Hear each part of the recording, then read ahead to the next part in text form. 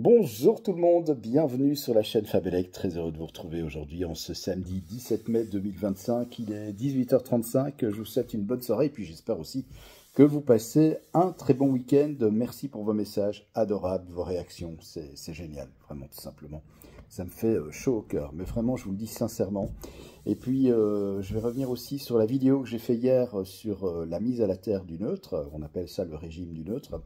Alors une personne me dit, et c'est vrai que finalement c'est une bonne réflexion, et si on ne mettait pas le neutre à la terre, il n'y aurait plus, je vais dire, le circuit qui se fermerait. Donc si jamais on touche par accidentellement, ou même si un appareil est en défaut d'isolement, imaginons un lave-linge, vous touchez la carcasse métallique, malheureusement il y a la face qui touche cette carcasse, et donc le courant traverse votre corps et vous électrocute au passage. Si maintenant on ne met pas le neutre à la terre, eh bien le circuit ne peut pas être fermé, et si le circuit n'est pas fermé, il n'y a pas de passage de courant. C'est pas faux, effectivement.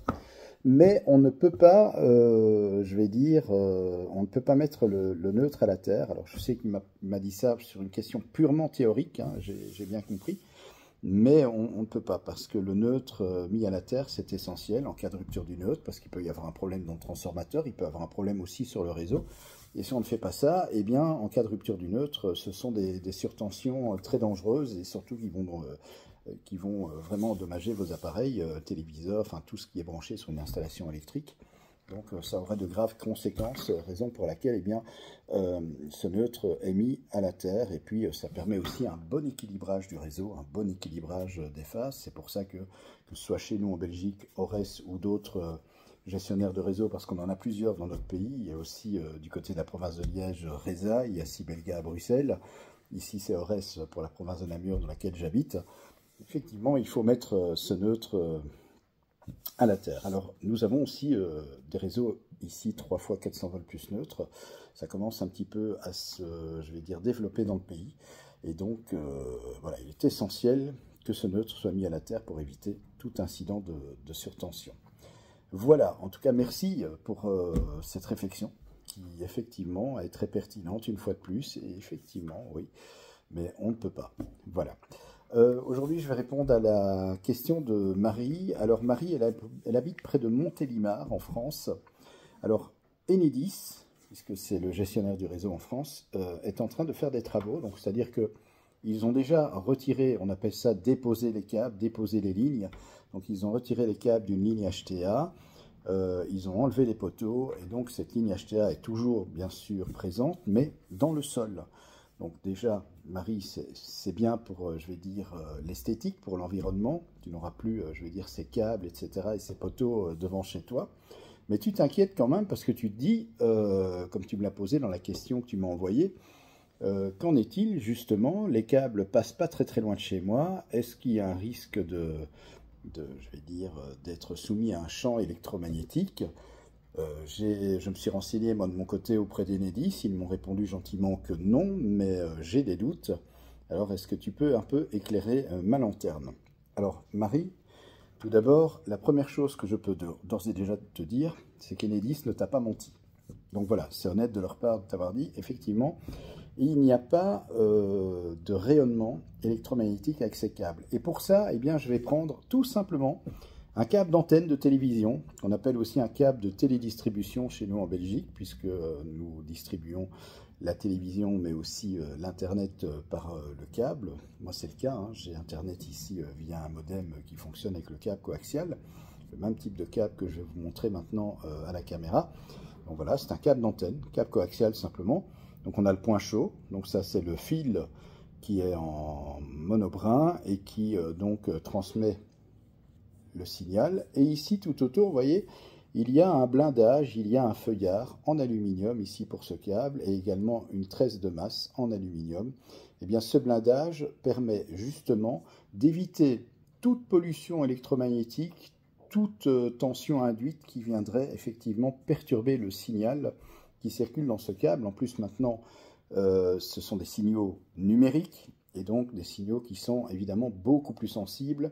La moindre perturbation peut vraiment provoquer des problèmes et un dysfonctionnement assez sérieux. Eh bien, le câble HTA, enfin les 3 câbles HTA exactement pardon, que Enedis ont placés chez toi, dans ta rue, près de ta maison. Ça ressemble à ça. C'est juste que les câbles sont plus grands en section, évidemment, mais un câble, je vais dire HTA, un câble haute tension, ça ressemble exactement à ceci. C'est comme un câble, je vais dire, coaxial. Donc on a le câble ici au milieu qui conduit l'électricité, c'est le câble électrique. On a l'isolant, évidemment, HTA, haute tension. Et puis tout autour du câble, on a, comme ici, un blindage. Et ce blindage, en fait, il fait office de cage de Faraday. Et une cage de Faraday, en fait, la particularité, c'est que tout rayonnement électromagnétique ne peut pas s'en échapper. Donc, c'est-à-dire que ça confine ce champ magnétique à l'intérieur du câble et ça l'empêche de sortir. Donc, ces câbles, effectivement, ne rayonnent absolument pas. Alors, je sais qu'il y a certaines personnes qui doutent encore de tout ça et qui vont me dire « Mais Fabien, tu racontes n'importe quoi ». Mais si, je sais de quoi je parle. Ces câbles-là sont vraiment sécures. En plus de ça, c'est vraiment tout avantageux. Premièrement, les câbles enterrés, bon, on ne va pas se mentir, c'est quand même plus beau, je vais dire esthétiquement. On n'a plus ces poteaux avec ces câbles, ces isolateurs, etc. Et puis aussi, très important, en cas de tempête, en cas de mauvais temps, en cas, je vais dire, d'intempéries, eh bien, ces câbles ne sont plus soumis, je vais dire, au vent, à la foudre, voilà, ce genre de choses. Quoique la foudre, c'est encore discutable. Si malheureusement la foudre s'abat à l'endroit où se trouve le câble, oui, ça peut effectivement encore provoquer des surtensions. Quoique avec le blindage, quand même, c'est un petit peu plus sécurisé. Donc voilà, l'avantage de ces lignes enterrées, évidemment, c'est beaucoup moins de panne, beaucoup moins d'entretien aussi des lignes pour Enedis. Et puis, tout le monde est gagnant dans l'histoire. Et surtout aussi, au niveau des champs électromagnétiques. Il faut savoir qu'une ligne à haute tension, que ce soit une ligne HTA, une ligne 380 000 volts, une ligne 70 000 volts, eh bien, il n'y a rien à faire. Tout câble qui est parcouru par un courant électrique, donc dans lequel un courant électrique circule, eh bien, ce câble va rayonner un champ magnétique à la fréquence de ce courant qui circule dans ce câble. C'est le principe d'ailleurs d'une antenne radio. Une antenne radio, allez, moi j'ai fait de la radio, un émetteur FM par exemple, c'est ce qui se passe. L'émetteur, il crée le signal, un signal très haute fréquence, par exemple, je dis une fréquence au hasard 90 MHz, 90 MHz, eh bien, lorsque ce signal va arriver au niveau de l'antenne, l'antenne en fait c'est comme un fil, c'est la même chose. Donc qu'est-ce qui va se passer? Le fil va rayonner. Mais là justement, il n'y a pas de système qui confine le rayonnement et les ondes à l'intérieur. Donc qu'est-ce qui va se passer? Les ondes vont se propager dans l'air. Et donc voilà, c'est le principe tout simplement d'une émission radio avec une antenne. Et donc tout câble électrique, de toute façon, à partir du moment où un courant circule, il va rayonner un champ magnétique. C'est tout à fait normal.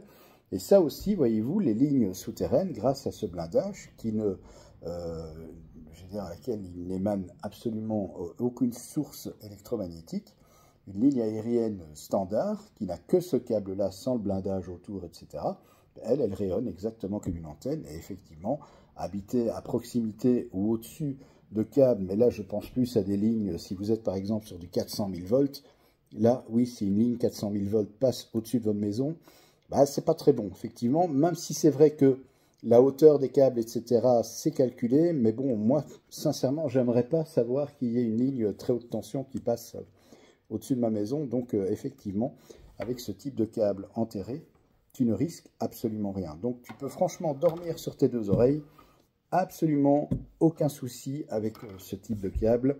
Et donc, au moins, ça va t'assurer dans ton village, dans ta région où tu habites en France, une bonne distribution de l'énergie électrique de qualité, beaucoup moins de panne évidemment, puisque ces lignes ne sont plus exposées aux intempéries. Donc franchement, c'est une très très bonne initiative d'Enedis. Ici en Belgique, pareil, les lignes sont de plus en plus enterrées aussi. Je vois qu'on démantèle beaucoup, on démonte pardon, aussi beaucoup de lignes aériennes en HTA pour les mettre en souterraine et même au niveau basse tension. Et c'est une très très bonne chose. Voilà, donc Marie, pas de souci, tu n'as rien à craindre avec ces nouveaux câbles qu'Enedis a installés chez toi. Voilà, sur ce, eh bien moi je vous souhaite un très très bon week-end. Je vous retrouve très très vite pour une nouvelle vidéo en électricité sur la chaîne Fabelec. Je vous embrasse très fort.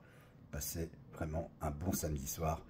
Et je vous souhaite d'ores et déjà un bon dimanche tant qu'on y est. Allez, à bientôt.